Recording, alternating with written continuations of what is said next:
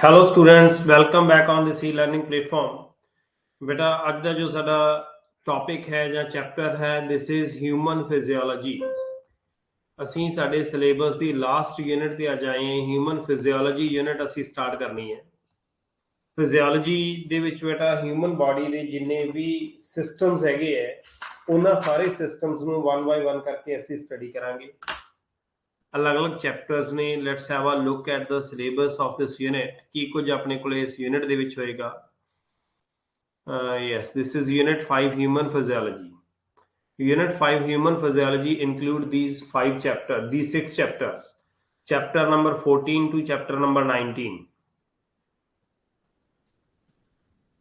Chapter number 14 is breathing and exchange of gases, means to say इथे असी human respiratory system study करना है। Chapter number 15 body fluids and circulation, इथे असी human body का circulatory system study करना है। एक्सक्रीटरी प्रोडक्ट्स एंड एलिमिनेशन, इथे असी ह्यूमन बॉडी का एक्सक्रीटरी सिस्टम स्टडी करना है। लोकोमोशन एंड मूवमेंट, इथे असी साडी बॉडी का skeleton system as well as muscular system study करना है। न्यूरल कंट्रोल एंड कोआर्डिनेशन, इथे असी साडी बॉडी का नर्वस सिस्टम ते नाल नाल जिहड़ा हैगा एंडोक्राइन सिस्टम स्टडी करना है। एंडोक्राइन सिस्टम असी chapter number 19 chemical control and coordination दे विच करांगे। सो ह्यूमन बॉडी के जिन्ने भी सिस्टम्स ने these include respiratory system, circulatory system, excretory system, skeleton system, nervous system, endocrine system, इन्हां सारे सिस्टम्स की फिजियोलॉजी की इन्हां दा स्ट्रक्चर है एज वेल एज की वे ऑफ एक्शन है, मैकेनिज्म ऑफ एक्शन की है ते किवें सारे सिस्टम एक दूजे नाल इंटैग्रेशन दे विच काम करदे, एक दूजे नाल कंट्रोल कोआर्डिनेशन बना के काम करदे है। सिर्फ ते सिर्फ इक्को ही चैप्टर जिहड़ा human digestive system which was the part of syllabus during the session 2022-23, this is not the part of syllabus during this session 2023-24। बाकी सारे चैप्टर्स बेटा साडे सिलेबस दे विच हैगे जिस तरीके नाल पहला सी। ਤਾਂ ਇਹਦੇ ਵਿੱਚੋਂ ਅੱਜ ਅਸੀਂ ਜੋ ਸਿਸਟਮ ਸਟਾਰਟ ਕਰਾਂਗੇ that is human respiratory system। ਜੇ ਮੈਂ ਤੁਹਾਨੂੰ ਪਹਿਲਾਂ ਕਿਹਾ ਸੀ ਬੇਟਾ ਕਿ ਯੂਨਿਟ ਸਾਡੀ ਇੰਟਰਸਟਿੰਗ ਯੂਨਿਟ ਹੈ, ਉਹਦਾ ਰੀਜ਼ਨ ਕੀ ਹੈ? ਕਿਉਂਕਿ ਸਾਡੀ ਬਾਡੀ ਬਾਰੇ ਸਟੱਡੀ ਕਰਨਾ, ਆਪਣੇ ਆਪ ਬਾਰੇ ਸਟੱਡੀ ਕਰਨਾ ਕਿਹਨੂੰ ਨਹੀਂ ਵਧੀਆ ਲੱਗਦਾ? ਆਬਵੀਅਸ ਜੀ ਗੱਲ ਹੈ, ਤੁਹਾਨੂੰ ਵੀ ਵਧੀਆ ਲੱਗੂਗਾ ਜੇ ਤੁਸੀਂ ਆਪਣੀ ਸਾਰੀ ਬਾਡੀ ਬਾਰੇ ਜਾਣੋਗੇ। ਤੁਹਾਨੂੰ ਇਹ ਪਤਾ ਹੋਣਾ ਚਾਹੀਦਾ ਕਿ ਸਾਡੀ ਬਾਡੀ 'ਚ ਸਾਰੇ ਸਿਸਟਮਸ ਕਿਵੇਂ ਕੰਮ ਕਰਦੇ ਆ, ਉਹਨਾਂ ਦੀ ਵਰਕਿੰਗ ਕੀ ਹੈ, ਉਹਨਾਂ ਦਾ ਸਟਰਕਚਰ ਕੀ ਹੈ, ਉਹ ਸਭ ਅਸੀਂ ਇੱਥੇ ਸਟੱਡੀ ਕਰ ਲਾਂਗੇ। ਸਿਰਫ ਇੱਕੋ ਹੀ ਚੀਜ਼ ਰਹਿ ਜਾਣੀ ਹੈ ਕਿ ਜੇ ਕਿਸੇ ਸਿਸਟਮ ਦੇ ਵਿੱਚ ਕੋਈ ਡਿਫੈਕਟ ਆਉਂਦਾ, ਡਿਫੈਕਟਸ ਵੀ ਪੜ੍ਹ ਲਾਂਗੇ ਕਿ ਉਹਦੇ ਡਿਫੈਕਟਸ ਕਿਹੜੇ ਕਿਹੜੇ ਹੈ, ਉਹਨਾਂ ਡਿਫੈਕਟਸ ਨੂੰ ਦੂਰ ਕਿਵੇਂ ਕਰਨਾ ਹੈ, ਉਹਨਾਂ ਡਿਸਆਰਡਰਸ ਨੂੰ ਦੂਰ ਕਿਵੇਂ ਕਰਨਾ ਹੈ, ਉਹ ਚੀਜ਼ ਰਹਿ ਜਾਣੀ ਹੈ। ਉਸ ਦੇ ਲਈ ਤੁਸੀਂ ਤਿਆਰੀ ਕਰੋ, ਨੀਟ ਕਲੀਅਰ ਕਰੋ, ਉਸ ਤੋਂ ਬਾਅਦ MBBS ਕਰੋ ਜਾਂ ਕੋਈ ਵੀ ਡਾਕਟਰੀ ਡਿਗਰੀ ਜਿਹੜੇ ਵੀ ਤੁਸੀਂ ਇਸ ਦੇ ਵਿੱਚ ਜਾਓਗੇ ਲਾਈਨ ਚੂਜ਼ ਕਰੋਗੇ, ਅਕੋਰਡਿੰਗਲੀ ਜਿਹੜਾ ਤੁਹਾਡਾ ਟ੍ਰੀਟਮੈਂਟ ਵਾਲਾ ਕੰਮ ਵੀ ਹੋ ਜਾਣਾ, ਡਿਸਆਰਡਰਸ ਨੂੰ ਠੀਕ ਕਰਨ ਵਾਲਾ ਕੰਮ ਵੀ ਹੋ ਜਾਣਾ। ਅੱਧਾ ਕੰਮ ਤੁਹਾਡਾ ਮੈਂ ਕਰਵਾ ਦੇਣਾ। ਮੈਂ ਕੀ ਕਰਵਾ ਦੇਣਾ? ਮੈਂ ਤੁਹਾਨੂੰ ਸਟਰਕਚਰ ਕਰਵਾ ਦੇਣੀ ਹੈ, ਫੰਕਸ਼ਨਿੰਗ ਕਰਵਾ ਦੇਣੀ ਹੈ, ਡਿਸਆਰਡਰਸ ਦੱਸ ਦੇਣੇ ਕਿਹੜੇ ਕਿਹੜੇ ਹੁੰਦੇ ਆ ਤੇ ਕਿਵੇਂ ਆਉਂਦੇ ਆ, ਉਹਦਾ ਰੀਜ਼ਨ ਵੀ ਦੱਸ ਦੇਣਾ ਹੈ। ਬਟ ਉਹਨਾਂ ਨੂੰ ਦੂਰ ਕਿਵੇਂ ਕੀਤਾ ਜਾ ਸਕਦਾ, ਠੀਕ ਕਿਵੇਂ ਕੀਤਾ ਜਾ ਸਕਦਾ, ਪ੍ਰੈਕਟੀਕੇਬਿਲਿਟੀ ਕੀ ਹੈ, ਕੀ ਮੈਡੀਸਨਲ ਪ੍ਰੋਸੀਜਰ ਹੁੰਦਾ ਹੈ, ਉਹ ਸਾਰੇ ਪ੍ਰੋਸੀਜਰ ਦੇ ਲਈ ਹਿੰਮਤ ਤੁਸੀਂ ਕਰ ਲਓ, ਮਿਹਨਤ ਬਾਕੀ ਤੁਸੀਂ ਕਰਨੀ ਹੈ। So let's start today's unit. ਸਭ ਤੋਂ ਪਹਿਲਾ ਜਿਹੜਾ ਚੈਪਟਰ ਹੈ this is breathing and exchange of gases. ਇਸ ਚੈਪਟਰ ਦਾ ਬੇਟਾ ਸਿਲੇਬਸ ਸਾਡੇ ਸਾਹਮਣੇ ਹੈ, ਸਕਰੀਨ ਦੇ ਉੱਤੇ ਮੈਂ ਡਿਸਪਲੇ ਕੀਤਾ। ਮੇਰੇ ਕੋਲ NCERT ਬੁੱਕ ਓਪਨ ਕੀਤੀ ਹੋਈ ਹੈ ਮੈਂ ਤੁਹਾਡੀ। 6 ਟੌਪਿਕਸ ਨੇ। Respiratory organ, what is the mechanism of breathing, then study about the exchange of gases, transportation of gases in the body, regulation of respiration ਕਿਵੇਂ ਇਹਨਾਂ ਦੀ ਰੈਗੂਲੇਸ਼ਨ ਜਾਂ ਕੰਟਰੋਲ ਹੁੰਦਾ ਹੈ, and what are the disorders of respiratory system। ਇਹ ਸਾਰੇ ਬੇਟਾ ਅਸੀਂ ਇੱਥੇ ਸਟੱਡੀ ਕਰਾਂਗੇ। ਸਭ ਤੋਂ ਪਹਿਲਾਂ ਆਪਾਂ ਰੈਸਪੀਰੇਟਰੀ ਆਰਗਨਸ ਤੋਂ ਜਾਂ ਕੁਝ ਇਸ ਚੈਪਟਰ ਬਾਰੇ ਬਰੀਫ ਦੇ ਵਿੱਚ ਆਪਾਂ ਪੜਾਂਗੇ, ਕੁਝ ਇਸ ਚੈਪਟਰ ਦੀ ਇੰਟਰੋਡਕਸ਼ਨ ਲਵਾਂਗੇ ਐਂਡ ਆਫਟਰ ਦੈਟ ਅਸੀਂ ਰੈਸਪੀਰੇਟਰੀ ਆਰਗਨਸ ਤੇ ਜਾਂਦੇ ਹਾਂ। So chapter is breathing and exchange of gases. Directly मैं कहा कि this chapter includes human respiratory system.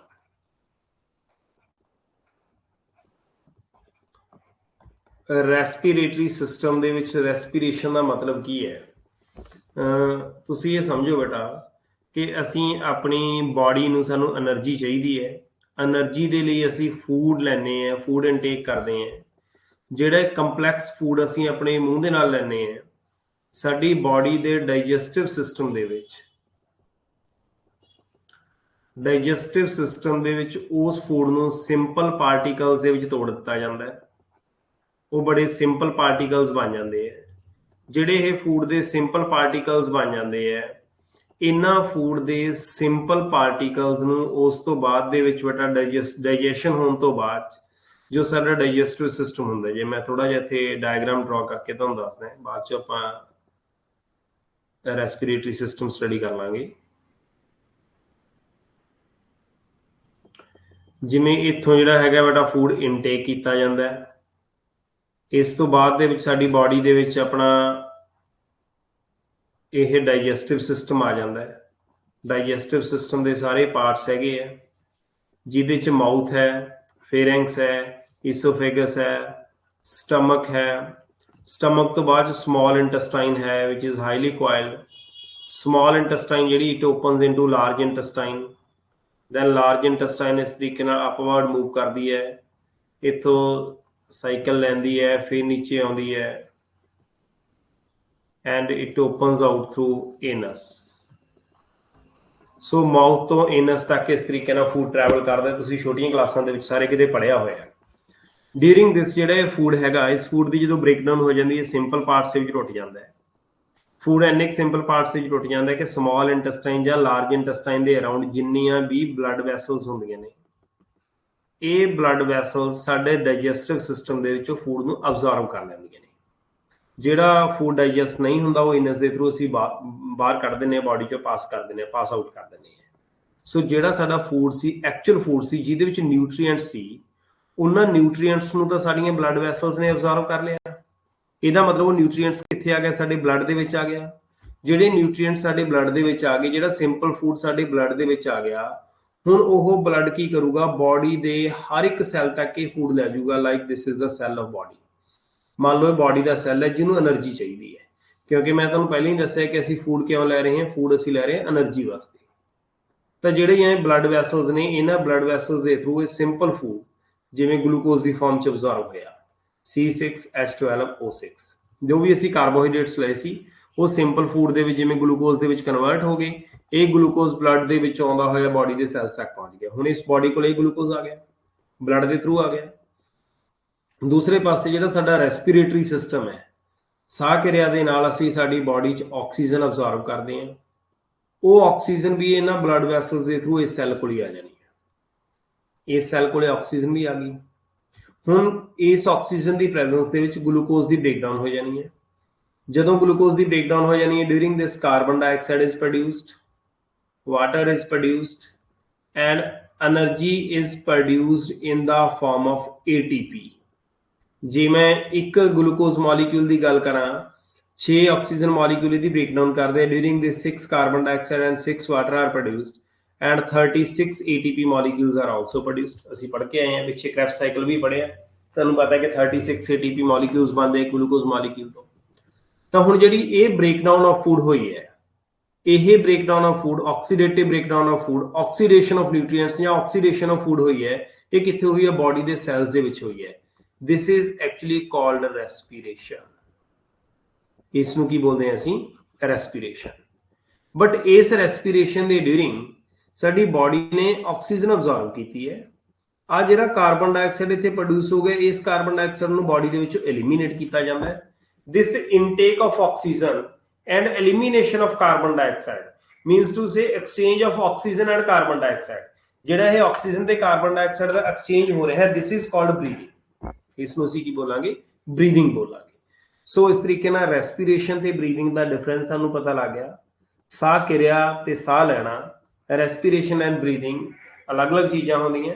Respiration ਨੂੰ ਕਦੇ ਵੀ ਇਹ ਨਾ ਕਿਹਾ ਕਰੋ ਕਿ ਆਕਸੀਜਨ ਲੈਣੀ ਤੇ ਕਾਰਬਨ ਡਾਈਆਕਸਾਈਡ ਛੱਡਣੀ is respiration. No, that is not respiration, that is breathing. Respiration is oxidation of nutrients or oxidation of food or breakdown of food ਕਿੱਥੇ? in the living cells. Why? to release energy. That is called respiration. Breakdown of food, oxidation of food in the living cells to release energy is called respiration. Then what is breathing? breathing is exchange of gases. This is intake of oxygen and outflow of carbon dioxide. So ਜਿਹੜੀ ਇਹ ਚੀਜ਼ ਹੈਗੀ ਹੈ that is breathing.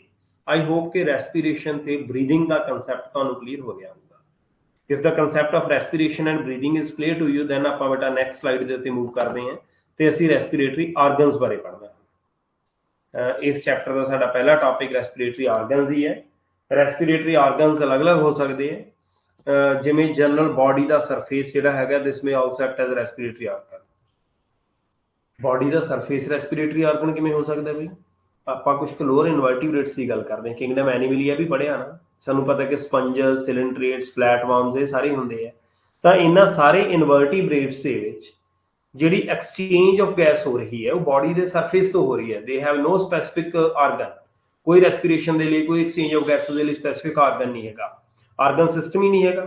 ਇਹ ਤਾਂ lower ਆਰਗੈਨਿਜ਼ਮਸ ਹੈਗੇ, tissue level of organisation ਹੈ। ਸੋ ਇਸ ਕਰਕੇ ਇਹਨਾਂ ਦੇ ਵਿੱਚ ਬੇਟਾ ਕੋਈ ਸਪੈਸੀਫਿਕ ਆਰਗਨ ਨਾ ਹੋਣ ਕਰਕੇ ਸਪੰਜਸ, ਸਿਲਿੰਡਰਿਕ ਜਾਂ ਫਲੈਟਵਾਰਮਸ ਦੇ ਵਿੱਚ ਐਕਸਚੇਂਜ ਆਫ ਗੈਸਸ ਜਿਹੜੀ it ਅਕਰਸ through body surface. So general body surface acts as a respiratory organ here.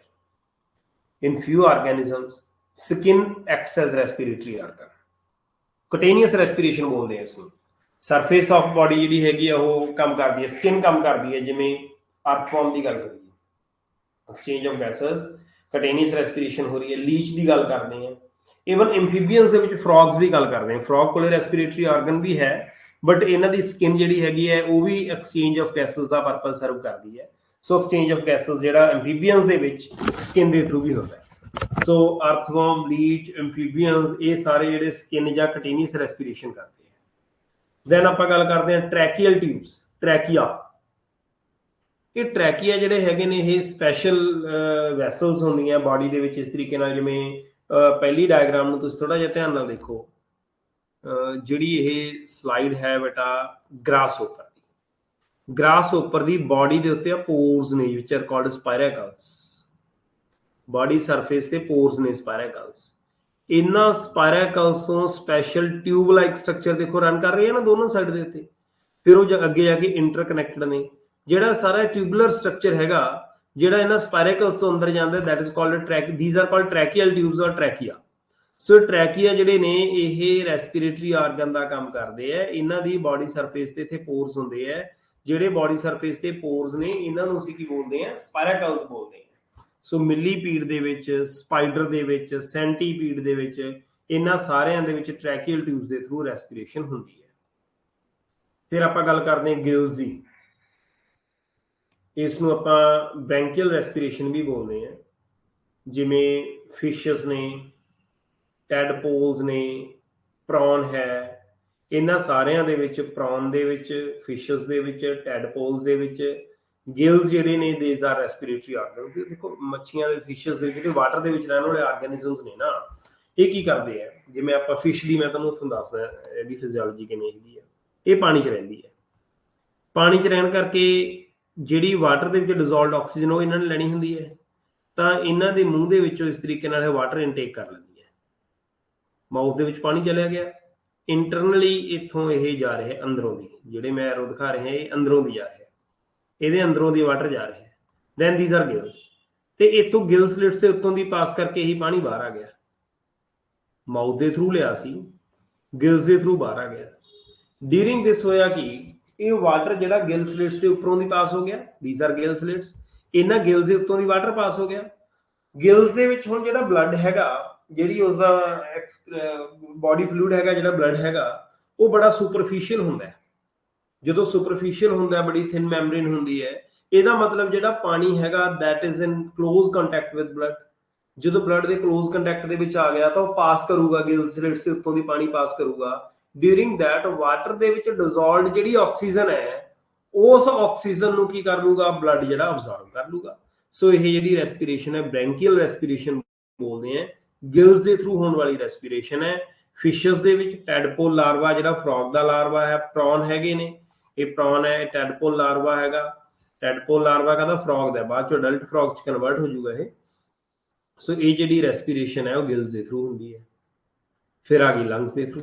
ਜਿੰਨੇ ਵੀ ਬੇਟਾ ਆਪਾਂ ਵਰਟੀਬ੍ਰੇਟਸ ਦੀ ਗੱਲ ਕਰਦੇ ਹਾਂ ਜਾਂ ਟੈਰੇਸਟਰੀਅਲ ਆਰਗੈਨਿਜ਼ਮ ਨੇ, ਧਰਤੀ ਤੇ ਰਹਿਣ ਵਾਲੇ ਆਰਗੈਨਿਜ਼ਮਸ ਨੇ, ਹੁਣ ਅਸੀਂ ਪਾਣੀ ਦੀ ਥੋੜੀ ਲੈਣੀ ਹੈ, ਅਸੀਂ ਤਾਂ ਹਵਾ ਦੇ ਵਿੱਚ ਘੁਲੀ ਹੋਈ ਆਕਸੀਜਨ ਲੈਣੀ ਹੈ। इस करके ਅਸੀਂ ਹਵਾ ਨੂੰ ਅੰਦਰ ਲੈ ਕੇ ਜਾਂਦੇ ਆ, ਸਾਡੇ ਲੰਗਸ ਤੱਕ 에ਅਰ ਨੂੰ ਲੈ ਕੇ ਜਾਂਦੇ ਆ। ਲੰਗਸ ਦੇ ਵਿੱਚ ਜਿਹੜੀ 에ਅਰ ਹੈਗੀ ਹੈ ਉਹ ਬਲੱਡ ਦੇ ਕਲੋਜ਼ ਕੰਟੈਕਟ ਦੇ ਵਿੱਚ ਆ ਜਾਂਦੀ ਹੈ, ਉਸੇ ਤਰੀਕੇ ਨਾਲ ਜਿਵੇਂ ਗਿਲਸ ਦੇ ਕੋਲੇ ਆਈ ਸੀ। ਤਾਂ ਐਕਸਚੇਂਜ ਆਫ ਗੈਸਸ ਲੰਗਸ ਦੇ ਵਿੱਚ ਹੋ ਜਾਊਗਾ। ਇਹਦਾ ਮਤਲਬ respiratory organ in human being is lungs. So pulmonary respiration ਬੋਲਦੇ ਆ ਮੋਸਟ ਆਫ ਦਾ ਵਰਟੀਬ੍ਰੇਟਸ, ਇਹਨਾਂ ਦੇ ਵਿੱਚ ਜਿਹੜੀ ਪਲਮੋਨਰੀ ਰੈਸਪੀਰੇਸ਼ਨ ਹੁੰਦੀ ਹੈ। ਸੋ ਇਸ ਤਰੀਕੇ ਨਾਲ ਬੇਟਾ ਮੈਂ ਤੁਹਾਨੂੰ ਅਲੱਗ-ਅਲੱਗ ਰੈਸਪੀਰੇਟਰੀ ਆਰਗਨਸ ਦੱਸੇ ਹੈ। ਮੈਂ ਇੱਕ ਵਾਰ ਨੈਕਸਟ ਟੌਪਿਕ ਤੇ ਜਾਣ ਤੋਂ ਪਹਿਲਾਂ ਸਾਡਾ ਨੈਕਸਟ ਟੌਪਿਕ ਜਿਹੜਾ ਹੈਗਾ ਉਹ ਹਿਊਮਨ ਰੈਸਪੀਰੇਟਰੀ ਸਿਸਟਮ ਹੈ। ਜਿੰਨੇ ਵੀ ਇਹ ਚੈਪਟਰਸ ਹੈਗੇ ਹੈ ਬੋਡੀ ਹਿਊਮਨ ਫਿਜ਼ੀਓਲੋਜੀ ਦੇ, ਸਾਰੇ ਹਿਊਮਨ ਬੋਡੀ ਦੇ ਸਿਸਟਮਸ ਦੇ ਐਂਗਲ ਤੋਂ ਪੜਾਂਗੇ। ਸੋ ਇੱਥੇ ਬੇਟਾ ਜਿਹੜਾ ਹੈਗਾ ਆਪਾਂ ਸਭ ਤੋਂ ਪਹਿਲਾਂ ਜੋ ਗੱਲ ਕਰ ਰਹੇ ਹਾਂ ਰੈਸਪੀਰੇਟਰੀ ਆਰਗਨਸ ਹੈਗੇ ਨੇ ਜਨਰਲ ਬੋਡੀ ਸਰਫੇਸ ਇਨ ਲੋਅਰ ਇਨਵਰਟੀਬ੍ਰੇਟਸ, ਦੈਨ ਸਕਿਨ ਜਾਂ ਮੋਇਸਟ ਕਿਊਟੀਕਲ ਜਿਹੜੀ ਅਰਥਵਾਰਮ, ਲੀਚ, ਐਂਫੀਬੀਅਨਸ ਦੇ ਵਿੱਚ ਆ ਰਹੀ ਹੈ। ਦੈਨ ਟ੍ਰੈਕੀਅਲ ਸਿਸਟਮ ਜਿਹੜਾ ਕਿ ਆ ਰਿਹਾ ਹੈ ਗ੍ਰਾਸਹੋਪਰ ਦੇ ਵਿੱਚ, ਸੈਂਟੀਪੀਡ, ਮਿਲੀਪੀਡ ਦੇ ਵਿੱਚ। ਦੈਨ ਗਿਲਸ ਦੇ ਥਰੂ ਰੈਸਪੀਰੇਸ਼ਨ ਅਕੁਆਟਿਕ ਆਰਗੈਨਿਜ਼ਮਸ ਦੇ ਵਿੱਚ ਆ ਰਹੀ ਹੈ। ਰੈਸਪੀਰੇਸ਼ਨ ਥਰੂ ਲੰਗਸ ਟੈਰੇਸਟਰੀਅਲ ਆਰਗੈਨਿਜ਼ਮਸ ਦੇ ਵਿੱਚ ਆ ਰਹੀ ਹੈ। तो ये अपने को है human respiratory system. Human respiratory system हम आप स्टार्ट करना। ह्यूमन रेस्पिरेटरी सिस्टम के किहड़े-किहड़े पार्ट्स ने जे मैं डायग्राम्स के एंगल तो या सिस्टम की कंपलैक्सिटी के एंगल तो देखा ना, बड़ा ही सिंपल सिस्टम है, कोई बहुत ही ज़्यादा कंपलैक्सिटी नहीं हैगी। एक तो एयर ट्रैक है जिहड़ा हवा की पैसेज का काम करता है, दूसरा पेयर्ड लंग्स ने जिहड़े साडे रेस्पिरेटरी आर्गनस ने।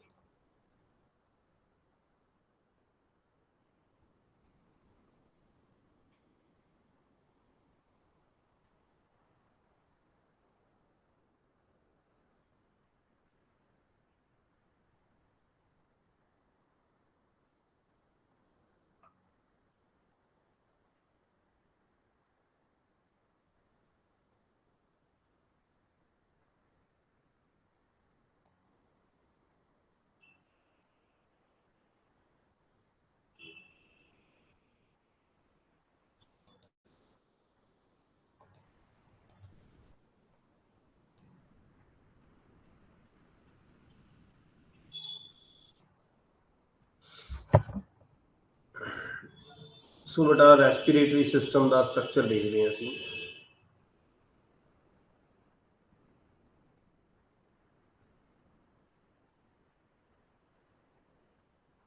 इस तरीके नाल एक जस्ट तुहानूं आइडिया देने के लिए कित्थों स्टार्ट होंदा है, इत्थों नॉस्ट्रिल्स तो रेस्पिरेटरी सिस्टम जिहड़ा स्टार्ट हो रहा है।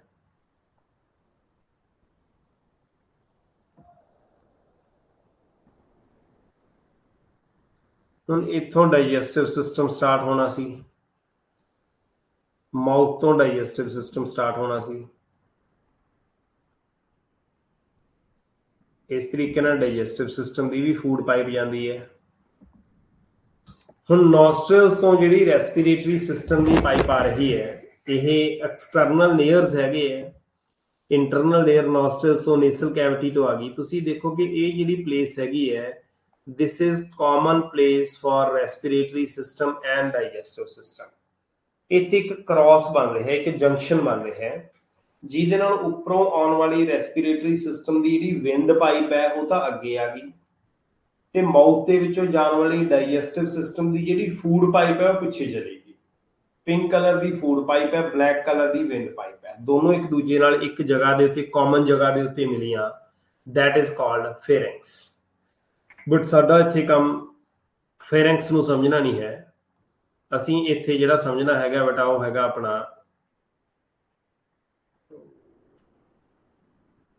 डिलीट हो गया।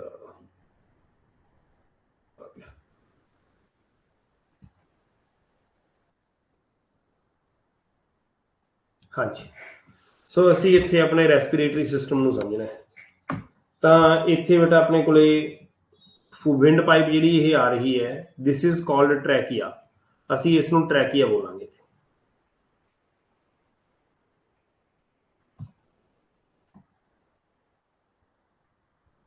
ट्रैकिया ਇਹਦੇ ਉੱਤੇ इस तरीके नाल कार्टिलेजनल रिंग लाइक स्ट्रक्चर लगे हुंदे ने। दैन ट्रैकिया फरदर आके दो ब्रोंकाई ਦੇ ਵਿੱਚ डिवाइड कर ਜਾਂਦਾ है, जिन्हां ਨੂੰ ਅਸੀਂ प्राइमरी ब्रोंकाई कहांगे, ਤੇ हर एक ब्रोंकाई ਜਿਹੜੀ रिस्पैक्टिव लंग्स ਦੇ ਵਿੱਚ इंटर कर जूगी।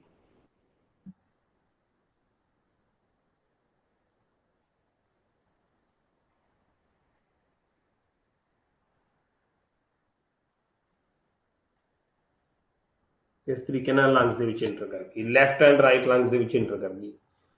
हुण जिहड़ा प्राइमरी ब्रोंकाई है, दिस इज प्राइमरी ब्रोंकाई, ये लंग्स दे विच जाके सैकेंडरी ब्रोंकाई दे विच डिवाइड कर जू, फिर अगे टर्शरी ब्रोंकाई दे विच डिवाइड कर जू, टर्शरी ब्रोंकाई अगे ब्रोंकियोल्स दे विच डिवाइड कर जाणगे,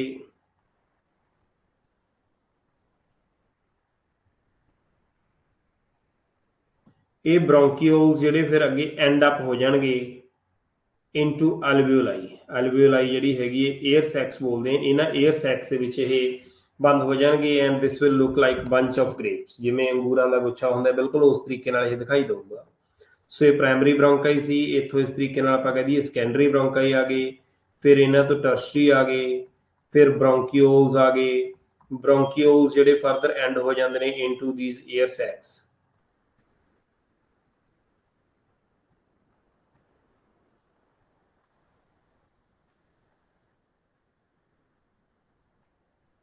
सो एयर सैक्स ਦੇ ਵਿੱਚ ਬੰਦ ਹੋ ਜਾਂਦੇ ਨੇ ਜਿਨ੍ਹਾਂ ਨੂੰ ਅਸੀਂ ਐਲਵੀਓਲਾਈ ਬੋਲਦੇ ਹਾਂ। So this is the structure of human respiratory system, ਜਿਹਦੇ ਵਿੱਚ ਆਪਾਂ ਇੱਥੋਂ ਸਟਾਰਟਿੰਗ ਤੋਂ ਜੇ ਆਪਣੇ ਆਰਗਨਸ ਦੀ ਗੱਲ ਕਰੀਏ, ਸਭ ਤੋਂ ਪਹਿਲਾਂ ਤਾਂ ਆਪਣੇ ਕੋਲੇ ਨੇਸਲ ਚੈਂਬਰ ਹੁੰਦਾ ਹੈ, ਜਿਹ 'ਚ ਐਕਸਟਰਨਲ ਨੇਅਰਸ ਆ ਜਾਂਦੇ ਨੇ, ਇੰਟਰਨਲ ਨੇਅਰਸ ਆ ਜਾਂਦੇ ਨੇ, ਦੈਨ ਫੇਰੈਂਕਸ ਆ ਜਾਂਦਾ ਹੈ, ਫੇਰੈਂਕਸ ਤੋਂ ਅੱਗੇ ਇੱਥੇ ਜਿਹੜਾ ਹੈਗਾ ਪੋਰਸ਼ਨ ਜਿਹੜਾ ਲੇਰੈਂਕਸ ਦਾ ਆ ਜਾਂਦਾ ਹੈ, ਫੇਰੈਂਕਸ ਤੋਂ ਅੱਗੇ ਲੇਰੈਂਕਸ ਆ ਜਾਂਦਾ ਹੈ, ਲੇਰੈਂਕਸ ਤੋਂ ਅੱਗੇ ਟਰੈਕੀ ਆ ਗਿਆ, ਤਾਂ ਇਹ ਸਾਰੀ ਜਿਹੜੀ ਹੈਗੀ ਹੈ ਤਾਂ ਰੈਸਪੀਰੇਟਰੀ ਪੈਸੇਜ ਹੋ ਗਿਆ। ਦੈਨ ਰੈਸਪੀਰੇਟਰੀ ਆਰਗਨ ਜਿਹ 'ਚ ਆਪਣੇ ਕੋਲੇ ਆ ਗਿਆ ਪ੍ਰਾਇਮਰੀ ब्रोंकस, प्राइमरी ब्रोंकस तो बाद सैकेंडरी ब्रोंकस, टर्शरी ब्रोंकस, फिर ब्रोंकियोल्स, ब्रोंकियोल्स तो बाद दे विच एयर सैक, एल्वियोलाई और एयर सैक्स ये आ जांदियां ने। सो इस तरीके नाल बेटा ये ह्यूमन रेस्पिरेटरी सिस्टम है। इस ह्यूमन रेस्पिरेटरी सिस्टम का स्ट्रक्चर जो मैं डायग्राम ड्रॉ किया है, इसनूं हुण आपां स्टडी करदे हैं, पढ़दे हैं इस दे बारे कि कुछ इस दे विच हैगा।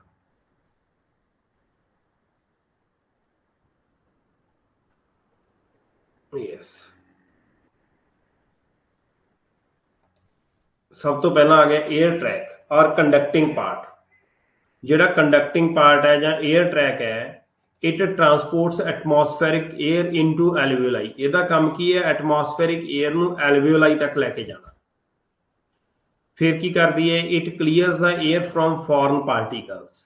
जिहड़ी हवा हैगी है उहनूं फॉरेन पार्टिकल्स तो क्लीयर कर देना, भी हवा दे विच जिहड़े फॉरेन पार्टिकल्स ने वो ना होण। वो सारा जिहड़ा कंडक्टिंग पार्ट का ही काम है। फॉरेन पार्टिकल्स का की मतलब है, जो असीं साह लवांगे हवा दे विच बहुत सारे डस्ट पार्टिकल्स भी तो आ जाणगे ना, किन्नी धूड़ उड्डी जाती हुंदी है, मिट्टी उड्डी जाती हुंदी है, कुछ बैक्टीरिया भी आ सकते हैं। तो इहो जे डस्ट पार्टिकल्स तो बैक्टीरिया तो फ्री करना, इन्हां फॉरेन पार्टिकल्स तो हवा नूं साफ करके फिल्टर करके अंदर भेजना, ये भी एयर ट्रैक का ही काम है। फिर हवा नूं ह्यूमिडीफाई करना, एयर जो बहुत ज़्यादा ड्राई है तो उसनूं ह्यूमिडीफाई करना, एयर जो बहुत ज़्यादा गर्म है तो उसनूं थोड़ा ठंडा करना, बॉडी टैंपरेचर तक लैके जाना। जो बहुत ज़्यादा ठंडी है तो उसनूं गर्म करना, बॉडी टैंपरेचर तक लैके जाना। तुसीं देखो कि अजकल बाहर टैंपरेचर डिक्रीज़ हो जाता है, कुछ के दिनों तक जिहड़ा हैगा 12-13 डिग्री तक भी टैंपरेचर जिहड़ा हैगा वो पहुँच जाना है। तो जो टैंपरेचर बहुत घट जूगा, अंदर तो बॉडी का टैंपरेचर 37 डिग्री सैल्सीयस है, तो इसका टैंपरेचर अप करना। सर्दी दे विच गर्मी दे विच 46-47 डिग्री सैल्सीयस तक भी टैंपरेचर पहुँच जाता है, बट बॉडी का टैंपरेचर 37 है। उस समय ते इस गर्म हवा नूं थोड़ा ठंडा करके अंदर लैके जाना, ये सारा काम किहदा हैगा, ये सारा काम बेटा जिहड़ा हैगा बॉडी दे एयर ट्रैक का ही है, एयर पैसेज का ही है। सो कली ट्रांसपोर्टेशन करना काम नहीं है एटमॉस्फेरिक एयर का। एटमॉस्फेरिक एयर नूं फिल्टर करना, उन्हें ह्यूमिडीफाई करना, उन्होंने बॉडी टैंपरेचर तक लैके जाना, ये सारी इहदा काम है। हुण एयर ट्रैक के किहड़े-किहड़े पार्ट्स हैगे ने, इसका जिहड़ा नीचे बनया हुआ है सारे नूं समझो, एयर ट्रैक नूं समझो। सब तो पहला है एक्सटर्नल लेयर्स। तुसीं अपनी बॉडी के अकॉर्डिंगली देखो, तुहाडे नोज दीयां जिहड़ियां दो बाहर ओपनिंग्स ने, लिप्स के उपर जिहड़ियां नोज दीयां दो ओपनिंग्स ने, those are external nostrils, right. उस तो जिहड़ा तुहाडा नोज हैगा, जिहनूं तुसीं नक कहंदे हो, बाहरों लगदा है, ਉਹਦੇ अंदर दो नेसल कैविटीज होणगीਆਂ ना, नेसल पैसेज होगी, एक रस्ता होगा, उस रस्ते के थ्रू जिहड़ा हैगा अंदर जाऊगा, वो तो नेसल चैंबर दे विच जाऊगा, नेसल कैविटीज दे विच जाऊगा। सो नेसल चैंबर हो गया, नेसल कैविटीज हो गई। फिर जिहड़ा वो अगे फेरेंक्स दे विच पास हो जाऊगा, ਜਦੋਂ ਫੇਰਿੰਕਸ ਦੇ ਵਿੱਚ ਪਾਸ ਹੋ ਜਾਊਗਾ ਤੇ ਇੱਥੇ ਜਿਹੜਾ ਹੈਗਾ ਤੁਸੀਂ ਇੱਕ ਦੇਖੋ ਚੀਜ਼ ਨੋਟ ਕਰੋ, ਇੱਥੇ ਨਹੀਂ ਜਿਹੜੀ ਹੈ ਨੇਸਲ ਚੈਂਬਰ ਅੰਦਰ ਖੁੱਲੂਗਾ ਫੇਰਿੰਕਸ ਦੇ ਵਿੱਚ। ਨੇਸਲ ਚੈਂਬਰ ਜਿੱਥੇ ਫੇਰਿੰਕਸ ਦੇ ਵਿੱਚ ਖੁੱਲੂਗਾ ਉਹਨਾਂ ਓਪਨਿੰਗਸ ਨੂੰ ਅਸੀਂ ਬੋਲਾਂਗੇ ਇੰਟਰਨਲ ਲੇਅਰਸ। ਤਾਂ ਇੰਟਰਨਲ ਲੇਅਰਸ ਜਾਂ ਇੰਟਰਨਲ ਨੋਸਟਰਲਸ ਆ ਗਏ, ਜਿਵੇਂ ਐਕਸਟਰਨਲ ਨੋਸਟਰਲਸ ਆ ਗਏ, ਫਿਰ ਇੰਟਰਨਲ ਨੋਸਟਰਲਸ ਆ ਗਏ ਇੱਥੇ ਜੇ ਮੰਨ ਕੇ। ਇਹ ਹਵਾ ਹੁਣ ਜਿਹੜੀ ਹੈਗੀ ਆ ਫੇਰਿੰਕਸ ਦੇ ਵਿੱਚ ਆ ਗਈ। ਫੇਰਿੰਕਸ ਦੇ ਵਿੱਚ ਜਿਹੜੀ ਹਵਾ ਆ ਗਈ ਉਸ ਫੇਰਿੰਕਸ ਦੇ ਪਾਰਟ ਨੂੰ ਅਸੀਂ ਬੋਲਦੇ ਹਾਂ ਨੇਸੋਫੇਰਿੰਕਸ। ਫੇਰਿੰਕਸ ਅਸਲ ਦੇ ਵਿੱਚ ਅਲੱਗ-ਅਲੱਗ ਪਾਰਟਸ ਵਿੱਚ ਡਿਵਾਈਡ ਹੁੰਦਾ, ਜਿਵੇਂ ਨੇਸੋਫੇਰਿੰਕਸ ਹੈ, ਓਰੋਫੇਰਿੰਕਸ ਹੈ। ਸੋ ਇਹ ਨੇਸੋਫੇਰਿੰਕਸ ਹੈ which is the common passage for respiratory system as well as for digestive system। ਹੁਣ ਨੇਸੋਫੇਰਿੰਕਸ ਤੋਂ ਹਵਾ ਜਦੋਂ ਥੋੜੀ ਜਿਹੀ ਥੱਲੇ ਪਾਸ ਕਰੂਗੀ, ਇੱਥੇ ਮੈਂ ਤੁਹਾਨੂੰ ਕਿਹਾ ਸੀ ਗਲੋਟਸ ਹੈ, ਇੱਥੇ ਜਿਹੜਾ ਰਸਤਾ ਹੈ ਪੈਸੇਜ ਹੈ that is called glottis। ਗਲੋਟਿਸ ਤੋਂ ਬਾਅਦ ਦੇ ਵਿੱਚ ਇੱਥੇ ਇੱਕ ਚੈਂਬਰ ਹੈਗਾ, ਜਿਹੜੇ ਚੈਂਬਰ ਨੂੰ ਬੋਲਦੇ ਆ ਲੇਰਿੰਕਸ which is also called voice box, ਜਿਹਦੇ ਕਰਕੇ ਮੈਂ ਬੋਲ ਰਿਹਾ। ਸੋ ਇਹ voice box ਹੈ ਜਿਹੜਾ ਮੇਲ ਦੇ ਵਿੱਚ ਥੋੜਾ ਜਿਹਾ ਜ਼ਿਆਦਾ ਪ੍ਰੋਮੀਨੈਂਟ ਹੁੰਦਾ, ਫੀਮੇਲ ਦੇ ਵਿੱਚ ਇੰਨਾ ਪ੍ਰੋਮੀਨੈਂਟ ਨਹੀਂ ਹੁੰਦਾ। ਦੈਨ ਨੈਕਸਟ ਜਿਹੜਾ ਰੈਸਪੀਰੇਟਰੀ ਪੈਸੇਜ ਆ ਗਿਆ, ਦਿਸ ਇਜ਼ ਟ੍ਰੈਕੀਆ। ਇਹ ਆ ਗਿਆ ਟ੍ਰੈਕੀਆ। ਟ੍ਰੈਕੀਆ ਜਦੋਂ ਲੰਗਸ ਦੇ ਵਿੱਚ ਜਾਊਗਾ ਤਾਂ ਦੋ ਪ੍ਰਾਇਮਰੀ ਬ੍ਰੌਂਕਾਈ ਦੇ ਵਿੱਚ ਡਿਵਾਈਡ ਹੋ ਜੂ। ਪ੍ਰਾਇਮਰੀ ਬ੍ਰੌਂਕਾਈ ਤੋਂ ਸੈਕੰਡਰੀ ਬ੍ਰੌਂਕਾਈ, ਫਿਰ ਟਰਸ਼ਰੀ ਬ੍ਰੌਂਕਾਈ। ਟਰਸ਼ਰੀ ਬ੍ਰੌਂਕਾਈ ਤੋਂ ਬਣ ਜਾਣਗੇ ਬ੍ਰੌਂਕੀਓਲਸ, ਬ੍ਰੌਂਕੀਓਲਸ ਟਰਮੀਨਲ ਬ੍ਰੌਂਕੀਓਲਸ, ਟਰਮੀਨਲ ਬ੍ਰੌਂਕੀਓਲਸ ਤੋਂ respiratory bronchioles and which will end up in alveolar duct or alveoli. ਐਲਵੀਓਲਰ Duckett ਦੇ ਵਿੱਚ ਆ ਜਾਣਗੇ ਜਾਂ ਐਲਵੀਓਲਾਈ ਦੇ ਵਿੱਚ ਆ ਜਾਣਗੇ। ਸੋ ਈਚ terminal ਬ੍ਰੌਂਕੀਓਲ gives rise to many thin vascularized alveoli, ਉਹ ਚ ਬਹੁਤ ਜ਼ਿਆਦਾ ਐਲਵੀਓਲਾਈ ਬਣ ਜਾਂਦੀ ਹੈ। ਸੋ ਟ੍ਰੈਕੀਆ ਤੋਂ ਆ ਪ੍ਰਾਇਮਰੀ ਬ੍ਰੌਂਕਾਈ, ਪ੍ਰਾਇਮਰੀ ਤੋਂ ਸੈਕੰਡਰੀ, ਸੈਕੰਡਰੀ ਤੋਂ ਟਰਸ਼ਰੀ, ਟਰਸ਼ਰੀ ਤੋਂ ਬ੍ਰੌਂਕੀਓਲਸ, ਬ੍ਰੌਂਕੀਅਲਸ ਤੋਂ terminal bronchioles, terminal bronchioles will end up in alveoli. ਠੀਕ ਹੈ ਨਾ, ਐਲਵੀਓਲਾਈ ਦੇ ਵਿੱਚ ਜਿਹੜੀ ਡਕਟ ਨਾਲ ਐਂਡ ਹੋ ਰਹੇ ਨੇ that is called alveolar duct। ਸੋ ਇਸ ਤਰੀਕੇ ਨਾਲ ਇਹ ਰੈਸਪੀਰੇਟਰੀ ਪੈਸੇਜ ਹੈ, ਯਾਦ ਕਰ ਲਓ। ਆਈ ਹੋਪ ਕਿ ਸਮਝ ਲੱਗ ਗਿਆ ਹੋਊਗਾ ਸਾਰਾ ਰਸਤਾ ਕਿਹੜਾ, ਪਾਥ ਕਿਹੜਾ ਕਿਹੜਾ। ਹੁਣ ਇਸ ਰਸਤੇ ਦੇ ਵਿੱਚੋਂ ਜਿਹੜੀਆਂ ਜਿਹੜੀਆਂ ਚੀਜ਼ਾਂ ਇਸ ਪਾਥ ਦੇ ਵਿੱਚ ਪੜਨ ਵਾਲੀਆਂ ਨੇ, ਉਹ ਸਭ ਤੋਂ ਪਹਿਲਾਂ ਹੈ ਲੇਰਿੰਕਸ।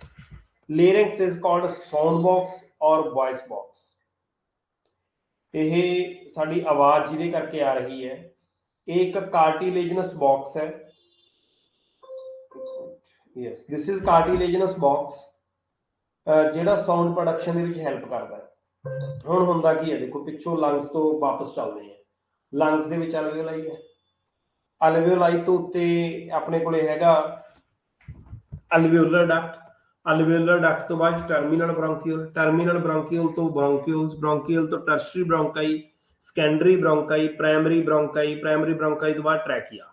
ਟ੍ਰੈਕੀਆ ਆ ਗਿਆ ਉੱਤੇ, ਟ੍ਰੈਕੀਆ ਤੋਂ ਉੱਤੇ ਜਿਹੜੀ ਹੈਗੀ ਇੱਥੇ ਆਪਣੇ ਕੋਲੇ ਆ ਗਿਆ ਇਹ ਵੌਇਸ ਬਾਕਸ। ਤਾਂ ਹੁਣ ਜੇ ਹਵਾ ਪਿੱਛੋਂ ਅੰਦਰ ਬਾਹਰ ਨੂੰ ਕੱਢਾਂ, ਮੈਂ ਜੇ ਮੈਂ ਬੋਲ ਰਿਹਾ ਤਾਂ ਮੈਂ ਹਵਾ ਤਾਂ ਅੰਦਰੋਂ ਹੀ ਲੈ ਕੇ ਆ ਰਿਹਾ ਨਾ, ਮੇਰੇ ਲੰਗਸ 'ਚ ਹੀ ਹਵਾ ਬਾਹਰ ਕੱਢ ਰਹੇ ਨਾ, ਤਾਂ ਮੇਰੇ ਲੰਗਸ ਦੇ ਵਿੱਚੋਂ ਇਹ ਹਵਾ ਜਿਹੜੀ ਉਸੇ ਰੈਸਪੀਰੇਟਰੀ ਪਾਸਿਸ ਤੋਂ ਵਾਪਸ ਆ ਜੂਗੀ, ਪੁੱਠੀ ਆ ਜੂਗੀ। ਪੁੱਠੀ ਆਉਂਦੀ ਆਉਂਦੀ ਉਹ ਇਸ ਲੇਰਿੰਕਸ ਦੇ ਵਿੱਚੋਂ ਪਾਸ ਕਰੂਗੀ। ਇਸ ਲੇਰਿੰਕਸ ਦੇ ਵਿੱਚ ਦੋ ਕਾਰਟੀਲੇਜਨਸ ਫਲੈਪਸ ਨੇ ਜਿਹੜੀਆਂ ਇੱਕ ਪਾਸੇ ਜੁੜੀਆਂ। ਜਦੋਂ ਹਵਾ ਇਹਨਾਂ ਤੋਂ ਪਾਸ ਕਰੂਗੀ ਤਾਂ ਕਾਰਟੀਲੇਜਨਸ ਫਲੈਪਸ ਵਾਈਬ੍ਰੇਟ ਕਰਨਗੀਆਂ ਕਿ ਨਹੀਂ ਵਾਈਬ੍ਰੇਟ। ਜਦੋਂ ਇਹ ਵਾਈਬ੍ਰੇਟ ਕਰਨਗੀਆਂ ਤਾਂ ਤਾਂ ਆਵਾਜ਼ ਪ੍ਰੋਡਿਊਸ ਹੋਊਗੀ, ਆਵਾਜ਼ ਪੈਦਾ ਹੋਊਗੀ, ਕਿਉਂਕਿ ਜਿਹੜੀ ਵਾਈਬ੍ਰੇਸ਼ਨਸ ਦੇ ਨਾਲ, ਕੰਪਨ ਦੇ ਨਾਲ ਆਵਾਜ਼ ਪੈਦਾ ਹੁੰਦੀ ਹੈ। ਤੁਸੀਂ ਦੇਖੋ ਵੀ ਜੇ ਆਪਾਂ ਇੱਕ ਕਾਗਜ਼ ਦੇ ਟੁਕੜੇ ਜਿਹਨੂੰ ਲੈ ਕੇ ਮੈਂ ਫੂਕ ਮਾਰਾਂ ਤਾਂ ਫੂਕ ਮਾਰੂੰਗਾ ਤਾਂ ਉਹ ਕੀ ਕਰੂਗੀ, ਵਾਈਬ੍ਰੇਟ ਕਰੂਗਾ ਨਾ। ਪਰਦਾ ਲੱਗਿਆ ਹੁੰਦਾ, ਆਪਣਾ ਝੰਡੇ ਲੱਗੇ ਹੁੰਦੇ ਨੇ, ਫਲੈਗ ਲੱਗੇ ਹੁੰਦੇ ਨੇ, ਬਹੁਤ ਤੇਜ਼ ਨਾਲ ਹਵਾ ਆਉਂਦੀ ਹੈ ਤਾਂ ਝੰਡੇ ਜਦੋਂ ਐ ਹਿਲਦੇ ਨੇ, ਹਵਾ ਆਵਾਜ਼ ਪ੍ਰੋਡਿਊਸ ਹੁੰਦੀ ਹੈ ਨਾ। ਉਹੀ ਸਾਊਂਡ ਇੱਥੇ ਪ੍ਰੋਡਿਊਸ ਹੋਈ ਆ ਸਾਡੇ ਲੇਰਿੰਕਸ ਦੇ ਵਿੱਚ। ਕਿਵੇਂ? ਉਹ ਕਾਰਟੀਲੇਜਨਸ ਫਲੈਪਸ ਵਾਈਬ੍ਰੇਟ ਕਰਨ ਲੱਗ ਗਈਆਂ, ਉਹਨਾਂ ਦੇ ਵਾਈਬ੍ਰੇਟ ਕਰਨ ਦੇ ਨਾਲ ਸਾਊਂਡ ਪ੍ਰੋਡਿਊਸ ਹੋ ਗਈ। ਹੁਣ ਤਾਂ ਸਾਊਂਡ ਪ੍ਰੋਡਿਊਸ ਹੋਈ ਹੈ, ਵੀ ਆਵਾਜ਼ ਪੈਦਾ ਹੋਈ ਹੈ। ਇਹਨੂੰ ਅੱਗੇ ਸਾਡੀ ਲੈਂਗੁਏਜ ਦੇ ਵਿੱਚ ਕੌਣ ਕਨਵਰਟ ਕਰੂ? ਅੱਗੇ ਸਾਡੇ ਮਾਊਥ ਦੇ ਪਾਰਟਸ ਨੇ, ਜਿਵੇਂ ਟੰਗ ਹੈ, ਟੀਥ ਹੈ, ਤਾਂ ਆਪਣੇ ਕੋਲ ਜਿਹੜਾ ਇਸੇ ਤਰੀਕੇ ਨਾਲ ਅੱਪਰ ਜਿਹੜਾ ਰਿਜ ਹੈਗਾ, ਉਹ ਸਾਰੀਆਂ ਚੀਜ਼ਾਂ ਕੰਬਾਈਨ ਕਰਕੇ ਇੱਕ ਸਾਊਂਡ ਇੱਕ ਜਿਹੜੀ ਵੌਇਸ ਜਿਹੜੀ ਹੈਗੀ ਹੈ ਪੈਦਾ ਕਰਦੀਆਂ ਨੇ, ਇੱਕ ਲੈਂਗੁਏਜ ਦੇ ਵਿੱਚ ਉਹ ਕਨਵਰਟ ਹੋ ਜਾਂਦੀ ਹੈ। ਸੋ ਇਸ ਤਰੀਕੇ ਨਾਲ ਸਾਊਂਡ ਬਾਕਸ ਹੈ, ਆਵਾਜ਼ ਪੈਦਾ ਕਰਦਾ ਹੈ। ਹੁਣ ਜਦੋਂ ਆਪਾਂ ਖਾਣਾ ਖਾਂਦੇ ਹਾਂ, ਖਾਣਾ ਖਾਣ ਦੇ ਟਾਈਮ ਦੇ ਉੱਤੇ ਦੇਖੋ ਖਾਣਾ ਵੀ ਉੱਥੋਂ ਹੀ ਟੱਪੂਗਾ। ਮੈਂ ਤੁਹਾਨੂੰ ਪਹਿਲਾਂ ਹੀ ਦੱਸਿਆ ਸੀ ਕਿ ਕ੍ਰਿਸ ਕ੍ਰਾਸ ਬਣ ਜਾਂਦਾ ਹੈ। ਇਹ ਆਪਣਾ ਪਹਿਲਾਂ ਜਿਹੜਾ ਹੈਗਾ ਫੂਡ ਪਾਈਪ ਹੈ, ਉੱਤੋਂ ਰੈਸਪੀਰੇਟਰੀ ਪਾਈਪ ਆ ਗਈ, ਇਹ ਕਾਮਨ ਪੈਸੇਜ ਤੋਂ ਚਲੀਆਂ ਜਾਂਦੀਆਂ ਨੇ। ਕਿਤੇ ਭੋਜਨ ਇੱਧਰ ਨਾ ਆ ਜਾਏ ਬਈ, ਰੈਸਪੀਰੇਸ਼ਨ ਵਾਲੇ ਪਾਸੇ ਨਾ ਆ ਜਾਏ, ਲੰਗਸ ਦੇ ਵਿੱਚ ਫੂਡ ਨਾ ਆ ਜਾਏ, ਤਾਂ ਇੱਥੇ ਨਾ ਜਿਹੜੀ ਓਪਨਿੰਗ ਹੈਗੀ ਹੈ ਗਲੋਟਿਸ, ਇਹਦੇ ਉੱਤੇ ਇੱਕ ਕਾਰਟੀਲੇਜਨਸ ਫਲੈਪ ਹੁੰਦੀ ਹੈ ਜਿਹਨੂੰ ਐਪੀਗਲੋਟਿਸ ਕਹਿੰਦੇ ਆ, ਉਹਨੂੰ ਬੰਦ ਕਰ ਦਿੰਦੀ ਹੈ ਤਾਂ ਕਿ ਫੂਡ ਇੱਧਰ ਨਾ ਜਾਵੇ। ਇਸੇ ਕਰਕੇ ਜਦੋਂ ਖਾਂਦੇ ਆ ਨਾ, ਸਿਰਫ ਉਸ ਟਾਈਮ ਵਾਸਤੇ, ਜਿਹੜੇ ਟਾਈਮ ਵਾਸਤੇ ਫੂਡ ਜਾ ਰਿਹਾ ਅੰਦਰ ਨੂੰ, ਲੇਰਿੰਗਸ ਦੇ ਵਿੱਚੋਂ ਪਾਸ ਕਰ ਲੇਰਿੰਗਸ ਫੇਰਿੰਗਸ ਦੇ ਵਿੱਚੋਂ ਪਾਸ ਕਰ ਰਿਹਾ ਹੈ, ਸਿਰਫ ਉਸ ਟਾਈਮ ਵਾਸਤੇ ਸਾਡਾ ਰੈਸਪੀਰੇਟਰੀ ਪੈਸੇਜ ਬੰਦ ਹੋ ਜਾਂਦਾ ਹੈ। ਠੀਕ ਹੈ ਨਾ।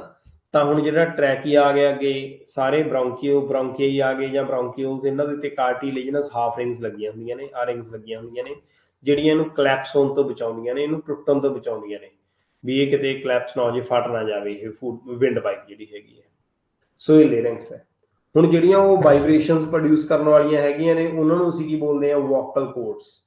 ਜਿਹੜੀਆਂ ਦੋ ਕਾਰਟੀਲੇਜਨਸ ਫਲੈਪਸ ਨੇ ਇਹਦੇ ਵਿੱਚ, those are called vocal cords. Then lungs. ਹੁਣ ਲੰਗਸ ਕਿੱਥੇ ਹੈ? ਲੰਗਸ ਥੋਰੈਸਿਕ ਕੈਵਿਟੀ ਦੇ ਵਿੱਚ ਨੇ।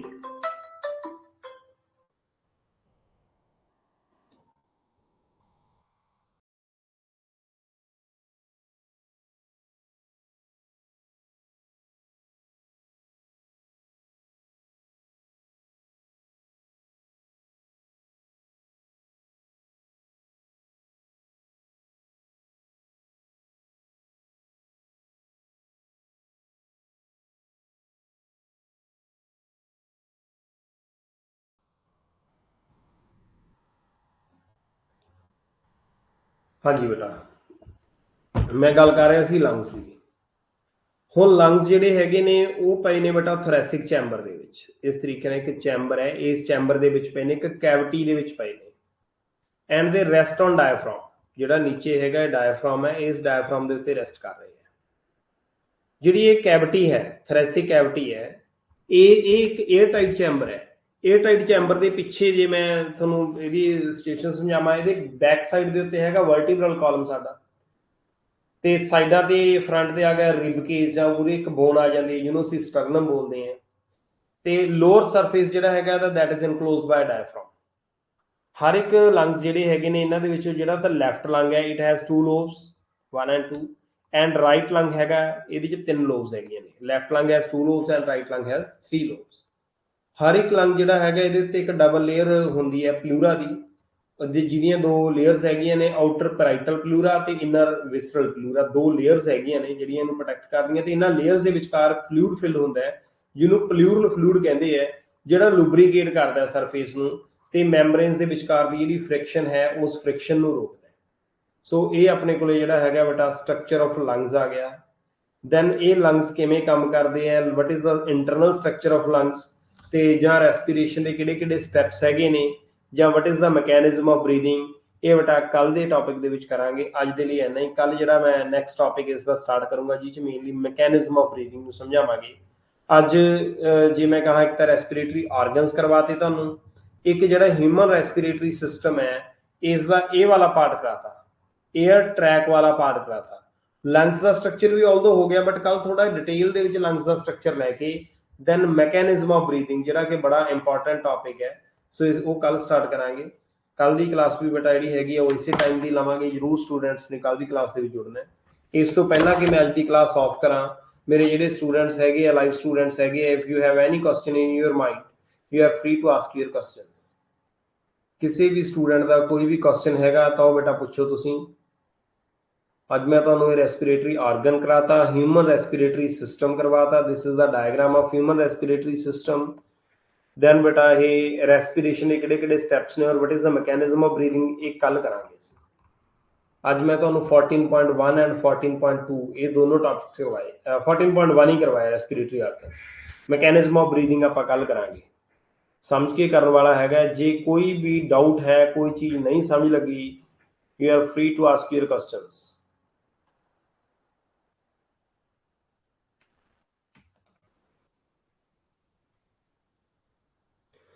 ਈਸ਼ਾ ਬੇਟਾ, ਲੇਰਿੰਕਸ ਦਾ ਕੰਮ ਹੈਗਾ ਆਵਾਜ਼ ਪੈਦਾ ਕਰਨਾ। Larynx is called voice box of body.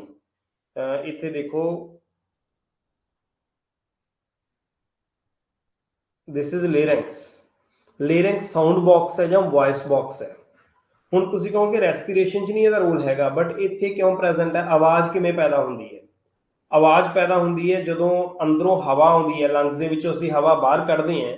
ਕਿਵੇਂ? ਜਿਹੜਾ ਇੱਥੇ ਪੈਸੇਜ ਦਿਖਾਇਆ ਸੀ, ਇਸ ਪੈਸੇਜ ਨੂੰ ਪੁੱਠਾ ਚਲਾ ਲਓ। ਪੁੱਠਾ ਚਲਾ ਲਿਆ, ਐਲਵੀਓਲਰ ਡਕਟ ਦੇ ਥਰੂ ਹਵਾ ਜਿਹੜੀ ਹੈਗੀ ਇੱਥੋਂ ਚੱਲੀ, रेस्पिरेटरी ब्रोंकियल्स तो ब्रोंकियल्स आ गई, tertiary bronchial, secondary bronchial, primary bronchial, trachea ते लेरिंक्स दे विचों पास होके बाहर आई है। हुण जदों ये हवा लेरिंक्स दे विचों पास हो रही है, लेरिंक्स दे विच दो वोकल कॉर्ड्स हैगियां ने, दो फ्लैप्स हैगियां ने जिहड़ियां फ्री प्रेजेंट ने, एक साइड अटैच है दूजी साइड फ्री है। इन्हां दे उत्तों जदों हवा पास हुंदी है ना, वाइब्रेट करदियां ने। जदों कोई चीज़ वाइब्रेट करदी है, जिवें तुसीं कागज़ दे टुकड़े ते भी हवा मारोगे वाइब्रेट करूगी, झंडा लग्या हुंदा है हवा नालों वाइब्रेट करदा ते साउंड प्रोड्यूस हुंदी है ना, आवाज आउंदी है ना, तो उही आवाज इत्थों प्रोड्यूस हुई है। तो जिहड़ी वो आवाज आई है उस आवाज नूं अगे साडी लैंग्वेज दे विच कन्वर्ट कर दिंदे ने, साडे टीथ हो गए, साडे जॉज हो गए, साडी टंग हो गई, इन्हां दे नाल जिहड़ी हैगी जीभ दे नाल, दंदां नाल, जवाड़ियां दे नाल, वो जिहड़ी हैगी है साडी लैंग्वेज दे विच कन्वर्ट हो जूगी। So sound production is the function of larynx. Yes, pharynx दा की काम है? फेरिंक्स जेड़ा हैगा बेटा, this is the common passage for respiratory system and digestive system. Your question is what is the function of pharynx? देखो इत्थे समझो,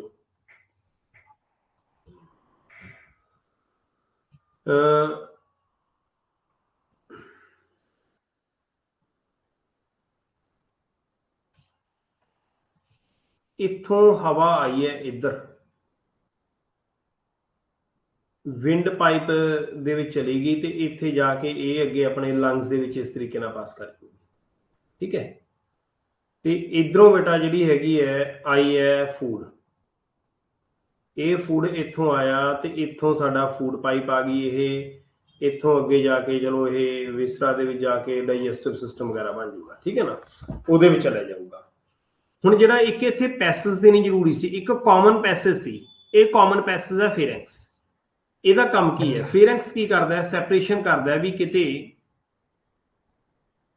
ਫੂਡ ਜਦੋਂ ਪਾਸ ਹੋ ਰਿਹਾ ਹੈ, ਫੂਡ ਇੱਥੋਂ ਜਾ ਰਿਹਾ ਹੈ, ਫੂਡ ਕਿਤੇ ਇੱਧਰ ਨਾ ਆ ਜੇ, ਗਲਤ ਹੋ ਜਾਊਗਾ ਨਾ। ਡਾਈਜੈਸਟਿਵ ਸਿਸਟਮ ਦੀ ਜਗ੍ਹਾ ਤੇ ਰੈਸਪੀਰੇਟਰੀ ਸਿਸਟਮ ਦੇ ਵਿੱਚ ਆ ਗਿਆ, ਤਾਂ ਫੇਰਿੰਕਸ ਦਾ ਜਿਹੜਾ ਇੱਥੇ ਪੋਰਸ਼ਨ ਹੈ ਵਿਚ ਇਜ਼ ਨੇਸੋਫੇਰਿੰਕਸ, ਇੱਧਰ ਲਾ ਗਿਆ, ਇੱਧਰ ਨੇਸੋਫੇਰਿੰਕਸ ਆ ਗਿਆ, ਇਹ ਓਰੋਫੇਰਿੰਕਸ ਆ ਗਿਆ। ਤਾਂ ਫੇਰਿੰਕਸ ਦੇ ਵਿੱਚ ਹੀ ਲੱਗੀ ਹੋਈ ਗਲੋਟਿਸ, ਓਪਨਿੰਗ ਗਲੋਟਿਸ, ਗਲੋਟਿਸ ਦੇ ਉੱਤੇ ਲੱਗਿਆ ਹੈ ਫਲੈਪ ਐਪੀਗਲੋਟਿਸ, वो इस ओपनिंग ਨੂੰ ਬੰਦ ਕਰ ਦਿੰਦਾ ਹੈ ताकि फूड इस साइड ਦੇ ਉੱਤੇ ਨਾ ਆਵੇ। ਸੋ ਜਿਹੜਾ ਫੇਰਿੰਕਸ ਹੈਗਾ, ਦਿਸ is the common passage for respiratory system and digestive system. ਇਹਦਾ ਫੇਰਿੰਕਸ ਦਾ ਥੋੜਾ ਜਿਹਾ ਜਿਹੜਾ ਹੈਗਾ ਤਾਂ ਆਪਾਂ ਨੂੰ ਇਸ ਕਰਕੇ ਮਿਸ ਹੋ ਗਿਆ ਤੁਹਾਨੂੰ, ਕਿਉਂਕਿ ਡਾਈਜੈਸਟਿਵ ਸਿਸਟਮ ਹੀ ਸਾਡੇ ਸਿਲੇਬਸ ਦੇ ਵਿੱਚੋਂ ਮਿਸ ਹੋ ਗਿਆ, ਇਸ ਕਰਕੇ ਇਹ ਪਾਰਟ ਉੱਥੇ ਨਹੀਂ ਆਇਆ। ਬਟ ਐਨੀਵੇ ਇਹ ਪਾਰਟ ਜਿਹੜਾ ਹੈਗਾ ਬੇਟਾ ਮੈਂ ਤੁਹਾਨੂੰ ਦੱਸਤਾ, ਇੱਥੇ ਕਾਰਟੀਲੇਜਨਸ ਫਲੈਪ ਹੁੰਦੀ ਹੈ which is called epiglottis, which prevents the entry of food into ਗਲੋਟਿਸ।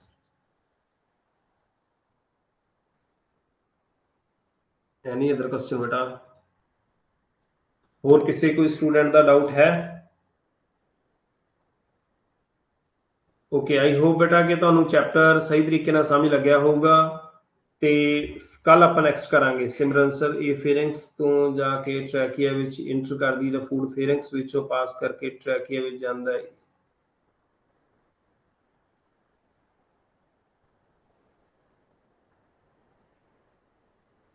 बेटा फूड ट्रैकिया दे विच नहीं जांदा, एयर जिहड़ी हैगी वो फेरिंक्स दे विचों पास होकर ट्रैकिया दे विच जांदा है। फूड जांदा है इसोफेगस दे विच, जिहड़ी साडी फूड पाइप हैगी है। डाइजेस्टिव सिस्टम दा जदों असीं स्ट्रक्चर देखदे हां तां इत्थों आ फूड है, दिस इज इसोफेगस और फूड पाइप। फूड जिहड़ा हैगा वो फेरिंक्स दे विचों पास होकर फूड पाइप चलिया गया, एयर फेरिंक्स दे विचों पास होकर ट्रैकिया दे विच चलेगी। Air goes into trachea and food goes into food pipe और इसोफेगस। ठीक है, क्रॉस जिहड़ा हैगा मैकेनिज्म बनदा है। ओके ओके, ठीक है बेटा सिमरनप्रीत। ओके स्टूडेंट्स, कल मिलते हैं आपां नैक्सट क्लास दे विच। जिन्ना मैं पढ़ाया बुक दे विचों पढ़िओ जरूर, टॉपिक जिन्ना कि इंपॉर्टेंट साडी +1 ਦੇ ਲਈ ਹੈ ਉਸ ਤੋਂ ਕਿਤੇ ਜ਼ਿਆਦਾ इंपॉर्टेंट ਇਹ यूनिट ਤੁਹਾਡੇ ਕੰਪੀਟੀਟਿਵ एग्जाम्स ਦੇ ਲਈ ਹੈ, नीट वर्गे एग्जाम्स ਦੇ ਲਈ है। सो बहुत ध्यान ਦੇ ਨਾਲ ਇਸ ਚੈप्टर ਨੂੰ ਕਰਨਾ है। जिन्ने भी डाउट्स होए सारे डाउट्स कल पूछांगे बेटा। ओके।